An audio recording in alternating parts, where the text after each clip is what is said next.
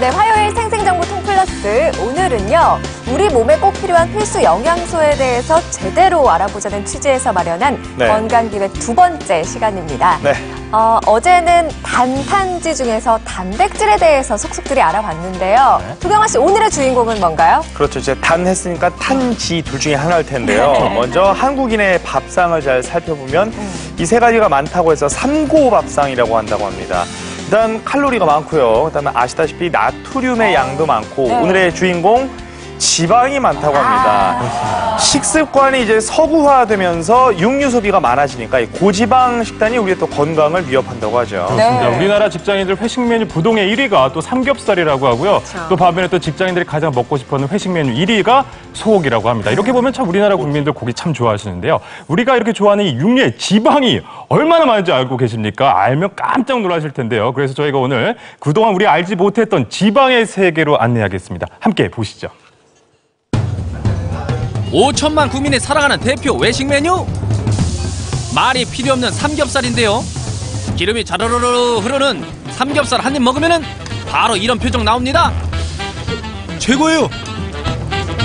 아, 이분은 고기 쌈을 드실 줄 아시네요. 지금까지 몇 인분 드신 거예요?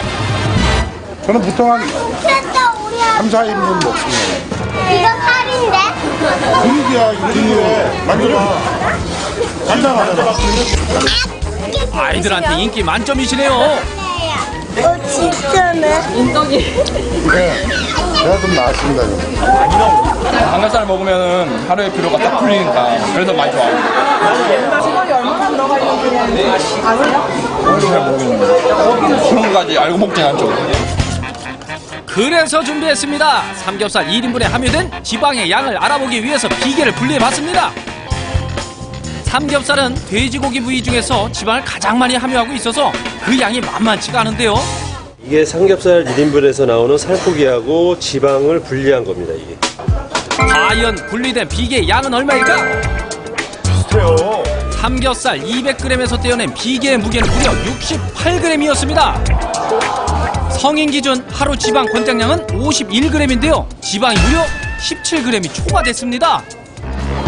분리된 비계를 본 사람들의 반응은 어떨까요? 여기서 띄어낸 게 이거예요? 지방만 떼는 거예요. 와. 이게 다 뱃속으로 들어간 거야. 우리 뱃속에 들어간 거예요. 이렇게까지 많은 줄은 모르고 먹었죠. 먹었는데 그래도 삼겹살은 못 고를 것 같은데요. 현대인의 그 식생활 패턴을 보면 과거에 비해서 지방 함량이 높은 식품을 주로 섭취하고 있기 때문에 우리가 꼭 필요한 열량 이상의 지방을 섭취할 경우가 많은데요. 그럴 경우에는 이제 남은 지방은 축적하는 형태로 몸 안에 남아있기 때문에 성인병이라든지 비만의 원인이 되게 됩니다. 지방 중에서도 동물성 기름인 포화지방은 하루 권장량 15g인데요. 체내에 쌓이면 고지혈증과 고혈압 그리고 뇌졸중까지 발생할 수 있습니다. 지난달 복부 고통을 호소하며 병원을 찾은 박광종 씨.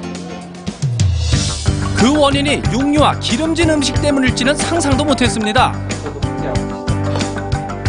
단지 소화기관에 문제가 있다고 생각했던 박광종 씨는 담낭용종이라는 진단을 받았습니다. 당국부가 찌릿찌릿하게 아프고 찌르는 듯한 아픔이 있어서 왔는데 초음파를 찍었는데 그 작은 그 용종으로 보이는 소견들이 여러 개가 이렇게 보였어요. 육식을 좀 좋아했어요.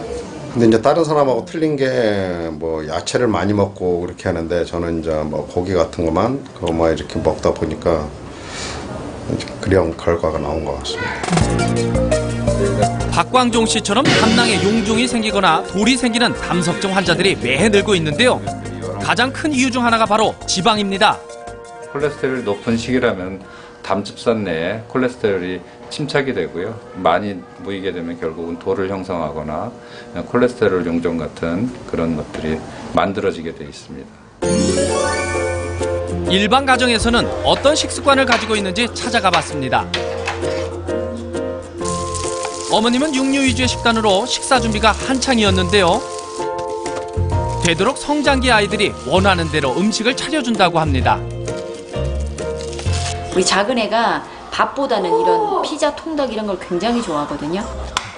한상 차려놓고 보니 지방 함유량이 상당히 많아 보입니다. 영우가 빨리 와 밥 먹자. 배고프다.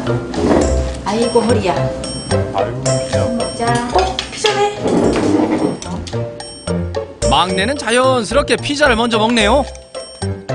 첫째도 다른 반찬은 거들떠보지도 않고 바로 돈가스에 손이 갑니다. 육식 마니아 가족답죠? 맛있어? 고기 사러 매일 가요.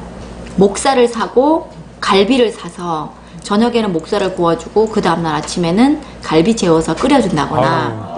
고기 반찬만 쏙 먹고 결국 채소만 남았네요. 애들도 고기를 너무 좋아하고 또 저도 고기를 좋아하는 데다가 서로 또 야채 다 싫어하고 그러니까 진짜 지금도 먹이면서도 항상 걱정을 해요. 뭐 좋은 방법 없을까 뭐 이런 생각. 네. 이 식단을 성인이 섭취했다면 그 지방량은 무려 76g, 51g의 권장량보다 무려 25g이나 초과하게 됩니다. 그래도 포기할 수 없는 맛? 건강하게 먹는 방법 없을까요? 조리법만 살짝 바꿔도 지방 섭취를 적게 할 수 있어요. 첫 번째, 갈비찜 지방을 줄이는 법인데요. 여기서 이제 이게 삶아내면 이게 갖고 있는 얘 기름도 그렇죠. 여기서 녹아나왔다는 거죠. 근데 이거를 안 하면 나중에 우리가 이제 그럼 이 기름이 다 그 안에 있는 걸 먹는 거예요. 기름기 제거 후 삶은 갈비에 양념을 해서 졸여주는데요. 여기서 잠깐! 이제 여기다 녹차 우린물을 조금 넣고 같이 졸일게요. 이 녹차 우린물을 넣게 되면 지방을 이렇게 제거하는 효과가 있어요. 그래서 우리가 섭취하는 게 적게 섭취하게 되죠. 드디어 지방 쏙 뺀 갈비찜이 완성됐습니다.